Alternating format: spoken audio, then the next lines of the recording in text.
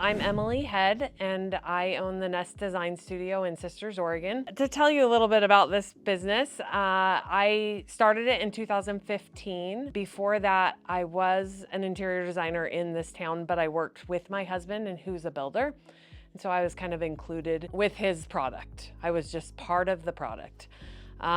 In 2008, we had to totally reinvent ourselves and do completely different things because the market crashed. And so when everything started coming back up, I thought, wow, I should just get back to doing what I love. And so I decided to open my own business, and here I am. And it started with a tiny little space, and I just had enough room for a desk, a table, and a bed because I wanted to do bedding. And so I moved here just a year after I opened that one. And so that's how we got started. But I do anything from helping people pick out paint colors to designing floor plans for their brand new home to remodels. We do lighting and rugs and furniture and bedding and dishware and anything you can think of that has to do with the home. That's what we do. So I work with clients one-on-one, and I also work with builders, and I think that answers that.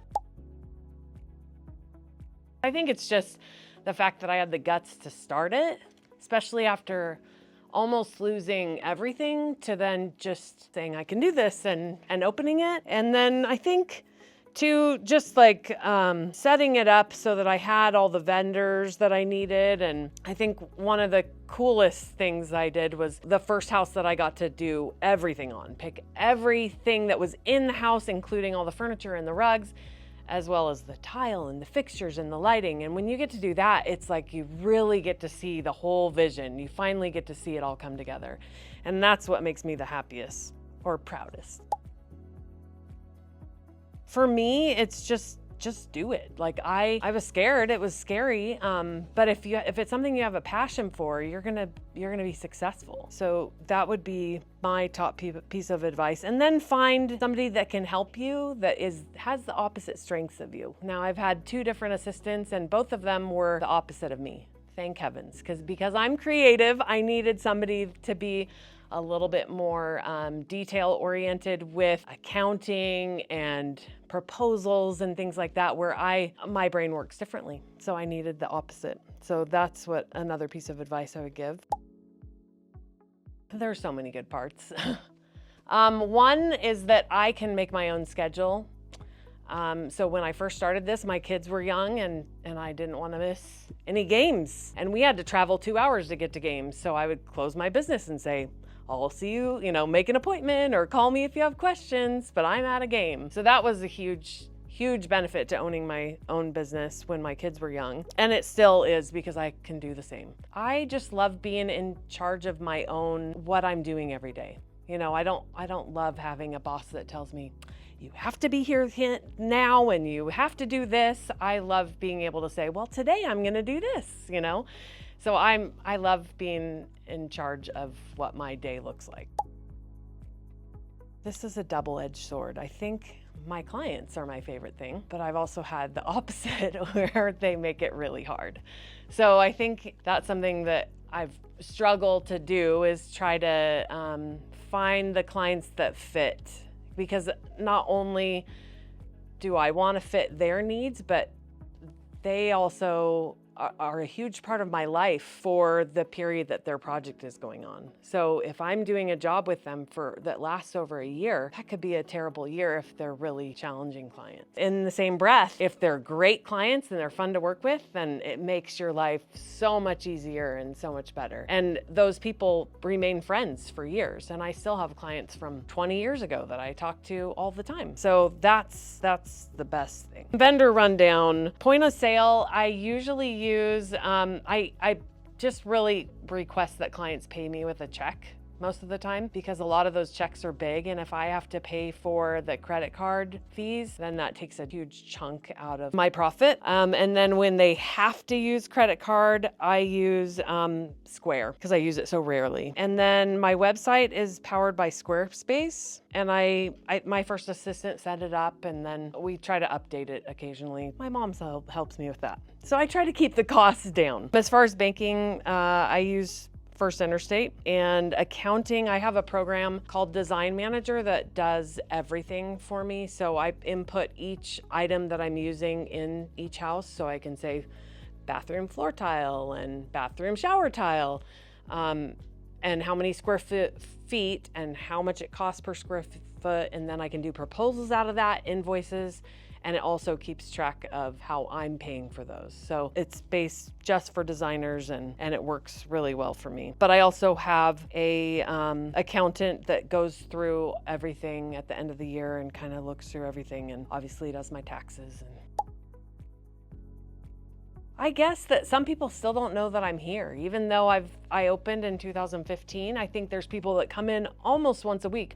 Oh, I didn't know you were here. So I guess spread the word. And I think the challenge is having consistency with jobs. So that's one challenge that I face. But I think that's something that everybody faces in all business. Lots of referrals, and then some people coming in off the street, and then builders also tell clients about me because they can tell that these clients need help. They can't do it on their own. Hey, you should go talk to Emily. So builders refer me, and yeah, just I think mostly word of mouth. When I got out of school in '97 from college, I graduated in interior design with a bachelor's degree. And then we moved to Portland, and I got a job with an independent designer who was just a really nice lady. And that was kind of a bridge job, kind of got me started. And then I worked for Neil Kelly, and they do design and remodels and mostly kitchens and baths. And I was an assistant there. And I realized that's not the kind of business I like. They were great, and I learned a ton, but I felt like it was sales-based more. And I know this job is sales-based, but I didn't really want to focus on, okay, did you sell that job? So it was a great job though. Got me into the field, and I learned so much. Then we moved over to Central Oregon when our kids were little, and my husband's dream was to have wanted to be a general contractor and build houses, and he had been roofing in Portland. And so we bought some land here in town, and he's like, you can design these houses. And I said, I'm not an architect. He goes, that's okay. You know what you're doing. Just start drawing. So I designed the first couple houses that we built, and then it turned into, those were spec houses, and those sold before they were finished. And then the next step was we got some custom houses, and I've designed most of the houses he's built since then. Now I involve an engineer. I actually, since the beginning, we involve an engineer because I'm not an architect, but I'm a designer, and I know enough to be dangerous or to draw the plans and really make it, But it's fun to work with the clients and kind of figure out what they want and make it a reality. So from the very beginning to the finish. So that's pretty awesome. So yes, my background's always been interior design, but when the market crashed and my husband he was a paramedic and I did hair. So about 5 years we did something completely different because we wanted to stay here. So that's what made us get through that time. So when I was doing hair towards the end of like 5 years into it, so the 5th year, I thought, there's this little building, it was like I described, just a one-room office. And I started thinking about, I could start design, because I even had hair clients say, hey, could you help me with this? And I'm like, why am I not doing this? So I decided if I had a showroom, then I could sell things like bedding and fabric, and it could go on from there. And so I decided that I would just do that a couple days a week. So I still did hair, and then I would just be in the office a couple days a week. And people would drop in and say, oh, could you help me with my kitchen? And so when I got enough jobs, I decided that I didn't need to do hair anymore. Not that I didn't love that too, I loved it, but it wasn't my first love. This is what I felt like I was always meant to do. So it was a big leap for me, just because it was a risk, but I tried to keep the risk low. So I got this job in California doing a house in Laguna Beach, and it was right on the beach. It's my sister's in-laws. It was a great experience. That was when I was still doing hair, and that kind of got me back into design and gave me a little bit of money to put into my business. you know? So that's how I started the business, with that money I earned from that job. Well, I had my desk there with my computer so I can draw, you know, and I can search for things for clients. And I had bedding and some fabrics, and I had a couple of pieces of furniture from a local store in Bend, and they were super helpful. They just said, hey, you can have these in here and sell them for us, and I would make a little part of it. And so I sold all of that furniture in there, and I got more, and less than a year later I moved into this bigger space, and I am busting at the seams now. So it's hard to stay. I want to stay small because I don't want to feel like I have to be open every weekend and be here. I want a life still. So I'm trying to stay small, keep the overhead low, and just do as much work and fit as many things as I can in here to make my business work. I try not to. Yeah, I really want it to fit the architecture and the client. Of course, I have a lot to, I'm pretty picky, and I have a lot to say when a client says, what about this? I'm like, oh gosh, you know? So I think that you probably can tell that I have had my hand in the projects, but I don't know if there's a style per se, because I really try hard not to repeat things. I try to fit the architecture and the client, and every client is so different, and every home is really different. Even here, you know, you go into a house and you think, oh, this is just like a typical lodge style house, and then you go in and you're like, oh, this is not, you know. And like yesterday, I met with a client that wants to bring in like a Tuscan or French country feel to this house that is definitely made to be a lodge style house, but when you go in, it will work. It's gonna work. So it's kind of fun to do all different styles, because that's what I love. Oh, well, I'm not seeing a lot of it here. Like, everybody wants to paint their houses white. It doesn't work here. It's like the dirtiest place ever. So the white houses will just look really bad. So I'm not seeing that terribly. When I first started, everybody came in and wanted their house to look like Joanna Gaines. Everything she did, Joanna Gaines. And, you know, I understand. And I loved their show. They were so sweet, really neat people. But I wasn't gonna do that for everybody. I did not want to have that. And they made everything look so, you know, oh, it's so cheap. And so people would come in and say, oh, we could do that for this price. And it's never that way. And this is probably one of the most expensive places in Oregon. Not only is the trades, they're more expensive, but also the products, because we're bringing it from the I-5 corridor. And so we're paying more in shipping. So it's just a lot different than what they show on TV.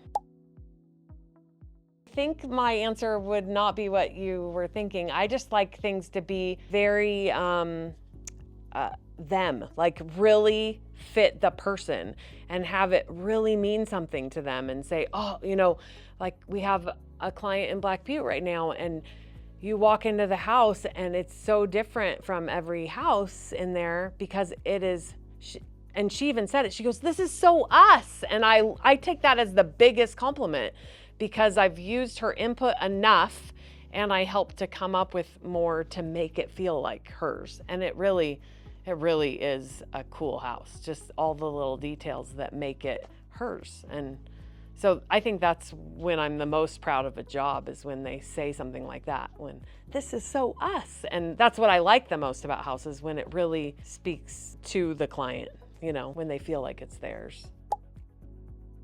I love kitchens and baths. I think I knew that before I even started working with Neil Kelly. I feel like those are the most functional and beautiful spaces in the home. Of course, I love living rooms, you know, family rooms, great rooms, because that's where everybody gathers. But the kitchens and baths are where you get to have a lot of fun. You know, I feel like the plumbing and the hardware can be jewelry to the space, and the tile is just sets the whole tone. And I love what you can do in those spaces. Hopefully we'll be in a new building. We're gonna build a building that's in the light industrial area, and we have a warehouse that's part of it. So That'll be huge because the shipments that I get in, like this large rug, won't be sitting in my showroom anymore. They'll be in a warehouse. And so I can keep the space a little bit cleaner. But I also would have a kitchen in there, and we'll have a bathroom in there that are going to be really pretty. So I'm excited about that. So that's what I picture in the next 5 years. Well, I think, having run it out of my home as well as having a space, a studio space, I would do this all day long over running it out of my home. For one, you can set up accounts with companies that you can buy directly from. So you get wholesale pricing, and instead of me going to a tile showroom and I get 10% off or something, and it's just not even worth it. So then you really have to be careful about charging for your time and charging enough, because your time is valuable and people don't really think that you should count every minute. But all that time that you're traveling to the tile stores and to the wood flooring stores and carpet and all of those, the plumbing and electrical, if you're spending all that time picking everything out, it's valuable. So you either charge enough for your time, or you have a studio where you can sell everything out of, and then you get wholesale pricing, and then you can make a little bit more money on it. And it doesn't cost that much to have the products in here. A lot of the tile companies, we've paid a fraction, of the cost of what you think it would be to have the tile in here. So it's worth it for that. And I also like not being in my home. I got very distracted because I would say, oh, I think I'll start dinner. Oh, I should check the laundry. But here I'm focused on work, and it helps me to focus. And then I guess I'm really trying hard to work on my Instagram account, and so that people can see what I do. And I think with websites, and I think every interior designer should have a website and then Instagram account, and kind of put pictures of things that they're working on. I think it makes people realize, oh, they do good work, and then they'll reach out to you. So that's, I think, my advice for designers. And then make good partnerships. Like I found some artists in an art gallery, and I reached out to them and I said, hey, I'm gonna open a design studio. Would you be willing to put some of your art in my studio? And they were great with it. So there's another thing I can make a little money on. Do I sell a lot? No, but it still makes my space beautiful too. And I think it works for some people. Some people come in and they're like, oh, I love that piece. And so you sell some, but I just think partnerships with the right companies and the right people can make the studio better and make your business better. No, I follow every designer I can find on Instagram, and I always look at their stuff, because every single one has different looks and styles, and even their projects have different looks. And so I just like to keep current and see what other designers are doing and get inspiration from them. I can't say just one. I'd probably say there's 20 at least that I follow. And even it depends on the style of the project too. If the project is super traditional, then I would, go to one designer over another. So it just, every project is a little different for inspiration. I brought an assistant on about a year in, and at first I just had her part-time, and then as things got busier, I extended her hours. I think it's really wise to bring somebody on pretty early to kind of help you balance it all. I don't think one person can do it all. You need help with everything. Like, she helps me with the accounting side of it. She helps me with presentations. She helps me talk through things like, how much should I charge for this? Because it's always a question. It's never like, oh, this is black and white, this is how much I charge. It's kind of ever evolving. And so it's just nice to have somebody to talk through things with and to support you and help you. I would say early in the process, bring somebody on, even if it's part-time, a couple days a week, because it would help balance it all out.